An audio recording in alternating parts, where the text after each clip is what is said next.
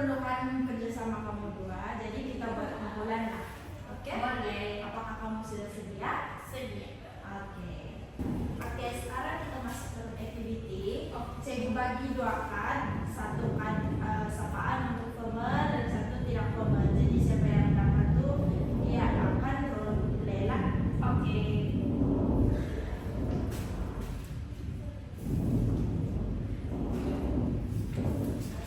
Coba kamu tengok kamu dapat apa? Isnani formal. Cantika? Tidak formal. Oke, sekarang cikgu mau kamu buat contoh macam mana itu sapaan formal dan macam mana sapaan tidak formal. Isnani sudah sedia? Sedia sudah cikgu. Oke, Cantika? Sudah. Oke, kita boleh mulai ya? Oke. Contoh sapaan formal ialah seperti selamat sejahtera cikgu, saya ini menanyakan soalan. Boleh? Betul, begitulah contoh-contoh soalan formal. Oke. Cantika pula? Untuk sapaan tidak formal seperti Isnani, sudahkah kau siap kau punya kerja sekolah? Belum. Begitu. Oh, Betul. oke. Dia punya sapaan tuh macam sapaan kepada rakan gitu. Betul. Sapaan yang kamu sudah biasa dengan dia. Betul. Paham. Jadi setakat ini kamu sudah paham apa itu sapaan formal dan tidak formal? Paham. Oke, bagus. Oke, sekarang kita masuk kepada pengenalan konsep sapaan. Disebutkan kamu sudah paham, tapi walaupun kamu sudah paham, cikgu mau kasih jelas juga apa itu sapaan. Oke, sapaan adalah ungkapan awal yang digunakan untuk memulakan komunikasi dan membina hubungan sosial. Macam yang cikgu bagi tahu awal-awal tadi lah, yang kamu bagi contoh tuh.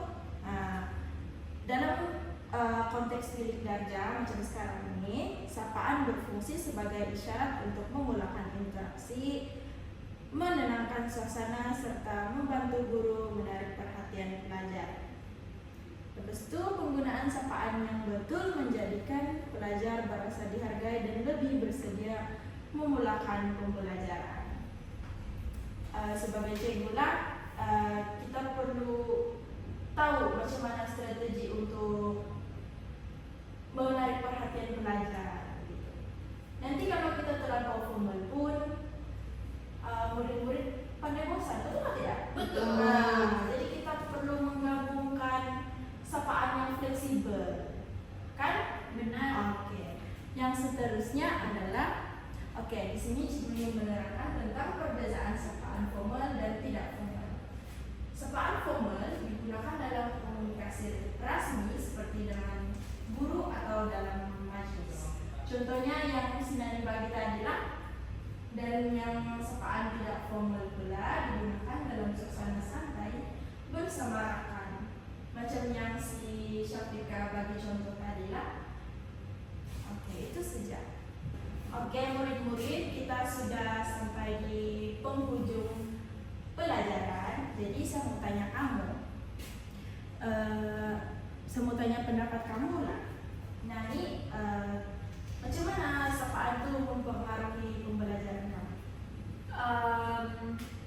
Bagi saya sapaan ini boleh membuatkan suasana kita ataupun suasana belajar, suasana satu tempat itu lebih hidup, dan juga sapaan juga membantu saya untuk fokus dan rasa lebih dihargai.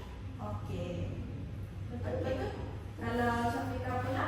Kalau pendapat saya lebih yakin ketika cikgu menegur saya, cikgu tegur saya secara individu, karena saya merupakan seorang yang agak pemalu ketika berhadapan dengan orang. Jadi ketika cikgu menegur saya dalam keadaan secara berdua, dia membantu saya untuk merasa tidak kekok ketika berhadapan dengan guru. Oh, paham. Oke. Inilah pentingnya ada strategi sapaan. Sebab dengan ini suasana kelas semakin positif dan juga tidak canggung lah. Betul. Betul kan?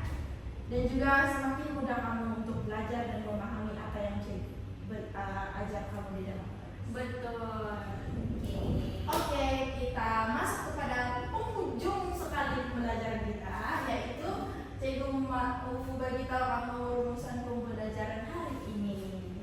Oke, untuk rumusannya, sapaan bukan sekadar kata pembuka, tetapi merupakan strategi komunikasi penting dalam pembelajaran.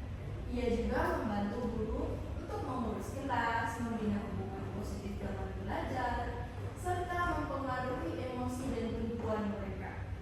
Activity role play tadi itu menunjukkan dengan jelas macam mana sapaan formal, tidak formal, individu dan juga kumpulan yang digunakan secara berkesan. Oke, dan sampai situ saja kelas kita pada hari ini. Terima kasih karena memberi tumpuan kepada cikgu. Dan untuk yang terakhir, pembelajaran hari ini kamu